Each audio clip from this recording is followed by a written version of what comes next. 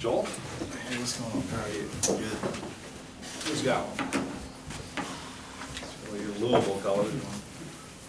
That's why I gave you the first Indiana colors. Good. Greg?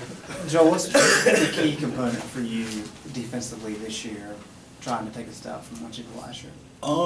Probably just trying to stay in front of the ball better, picking up at half court or beyond half court. That's Coach wants that every time, and I try to do it every time. Sometimes I get a little tired, but I try to challenge myself to be that defensive player. And I feel like once I get going on the defensive end, my offensive game kind of comes to me. So that's all I try to do. I just try to start on defense, get it going, and hopefully it can spark something to where the whole team gets involved. So Was there a point in time where you realized that your individual play defensively carried over and helped the team defense as a whole?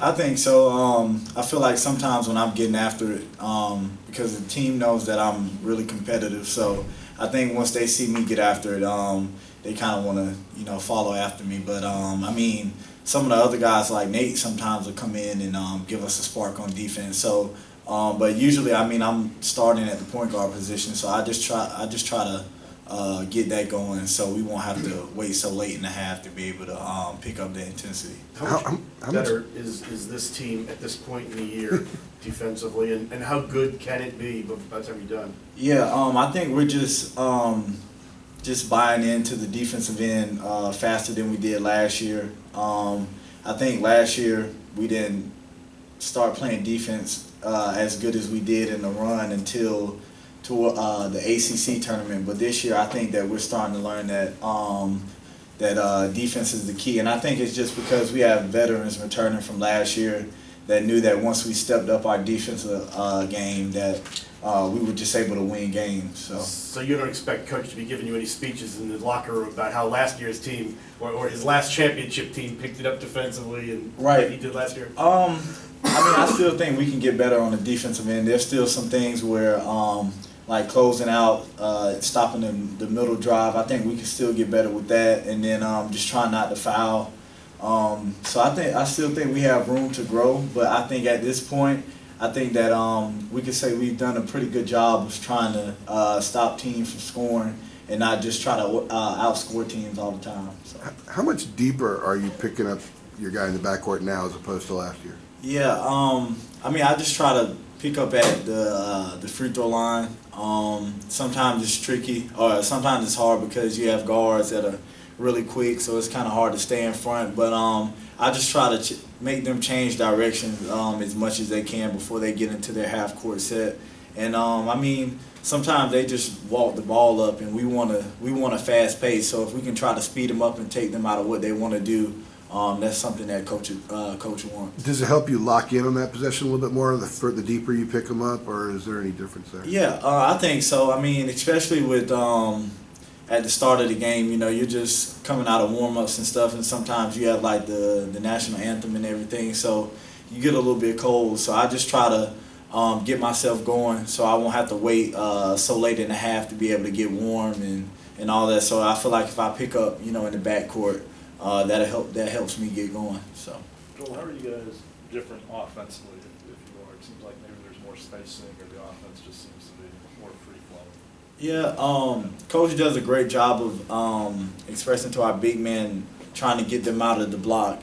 Sometimes they'll sit there a little bit too long and try to post up. So now they know that if they don't get the ball, either go screen away or screen on the ball, and I think that helps with attacking and getting into the paint, which leads to either the big guy rolling or a kick out for a three. So we've done a great job of doing that lately, and then I think we have a lot of balanced scoring. Whether it's Justin, whether it's Kennedy, Isaiah, or Nate coming off the bench, I think that's a good thing because when teams go into the scouting report, they just can't focus on one guy. With guys spending less time on the block down low, is that maybe a departure from how it was in years past? Are they down there less often maybe when they don't have the ball than they used to be? Yeah, I think so. I mean, like last year, we would want Bryce to get on the block because, I mean, you throw it down to him, it was pretty much a bucket every time. So, but this year, I mean, it's the same thing, but Coach just feels that we have a lot of space, and it's hard for teams to guard us compared to if the big guys are just sitting on the block the whole time.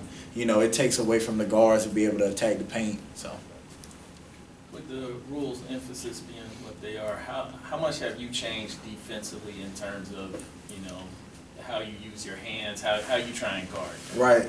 It's very tricky just because, when you close out and the guy starts to go on, your initial movement is to put your hands out to try to stop him. So, I would rather for them to shoot a three than to try to get to the paint. So what I do is I just try to close out short to where they won't be able to drive past me so easily. But it's just hard because sometimes, like I said, your initial movement is to put your hand out. So I just try to keep my hands out of there as much as possible, and just try to slide my feet. So the flip side of that, offensively, knowing that you might get a call if you get closer in somebody's body, how are you kind of using that to your advantage? Yeah, just trying to attack, especially when it's coming off the ball screens, attacking the big guy.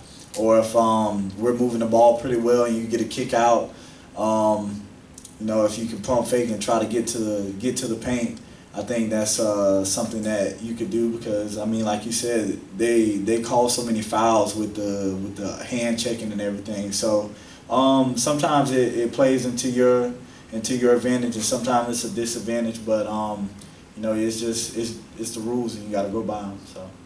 With respect to Indiana, how much can you translate what you guys faced in the Sweet 16 game last year to what you're going to be dealing with tomorrow night? Yeah, just continue the pace that we're playing at, getting up and down the court, and just focusing on what we have to do, and not worried about what they're doing. And if we, like I said, if we continue to compete on the defensive end, I think that'll take care of anything, because if we could stop them from scoring and be able to rebound the ball, or get a steal and get out on the break, that's what we want to do. So. How are they different? How are they similar from the team that you guys faced last? I haven't paid much attention to them yet, but I haven't seen many of their games. But I'll see today. But right now, I don't know.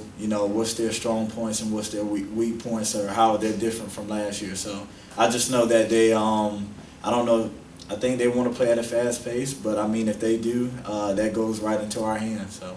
Understanding that you haven't played in an environment quite like you're going to play tomorrow night, how has playing so many games away from home prepared you for this? Yeah, it's a good thing for us, especially our freshmen. They've been getting a lot of playing time these last couple of games, so it's good that they've gotten the experience to be able to play, away and feel the environment and how it is. And I just think as a whole for us. I think it's just good for us, and it's something that we want. That's what we come to college for. We want to play in an atmosphere like this, so I think we'll be just fine. As an older guy who's played at Duke, at State, some really tough places to play, do you sit down with Tony in 7th and Brandon and kind of give them a scouting report as to what to expect, or do you let them go out there and kind of experience it on their own? Yeah, I think it's a little bit of both. We'll sit around and talk about it and how it's fun to play in front of a crowd like that, and then some of it is just experiencing it on your own. So once they get out there, they'll feel how it is. So it's a little bit of both. Yeah. Joel, do you pay attention to what some TV guys are saying? Like Jay Bill said, y'all are the most complete team he's seen. Do you see that, and if so, what do you take from when guys like that are, saying such good things about you so early? Yeah, sometimes that can be a bad thing because you don't want to peak around this time. It's just the start of the season, so I think that we're a complete team, but I still think at the same time we can get better in areas, on the defensive end, on the offensive end. So I think we have a complete team because we have a lot of guys coming back from last year. But like I said, I still think that we can get better, and I do pay attention to what they're saying out on the media. But at the same time, we still have to continue to work and get better as a team. So.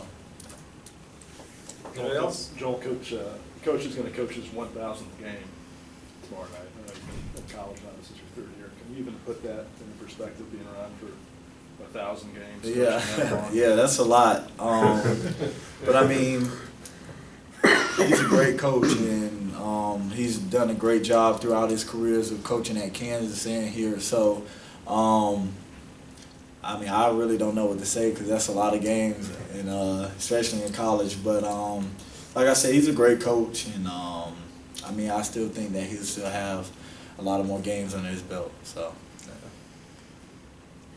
All right, thank you very much. Thanks, Joe. Thanks, Joel.